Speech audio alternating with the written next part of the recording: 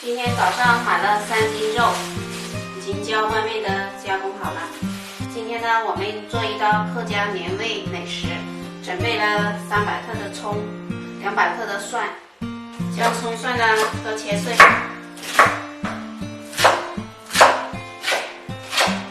将葱蒜放入绞肉机中绞碎，将打好的葱蒜末倒进来。喜欢吃香菇或者墨鱼干或者是虾仁的话，都可以放一点。下面呢，开始调味，2勺生抽，2勺蚝油，半汤匙花生油，适量的盐，先搅匀，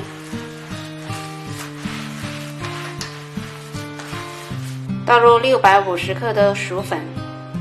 薯粉呢不宜过多，粉太多的话吃起来呢就没有肉感。煮的过程解了干的话，加点温水，卤汁这样可以成团搓成条就可以了。接下来呢，准备一张大一点的布皮，就点肉，搓成条。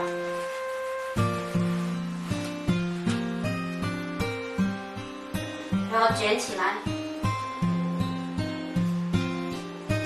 用刀呢划断，切斜刀，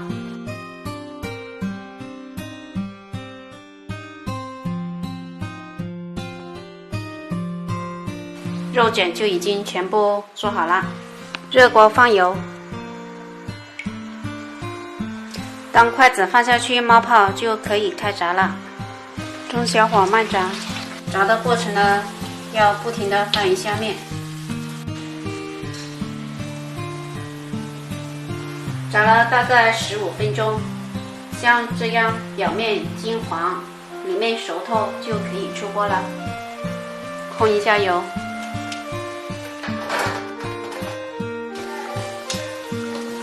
这客家麸卷就全部炸好了，3斤肉满满一大盘。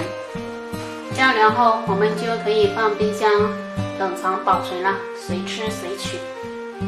外脆里嫩，咸香适口，非常好吃，可以拿来蒸或者是打火锅都非常好吃。喜欢的朋友可以在家试一下。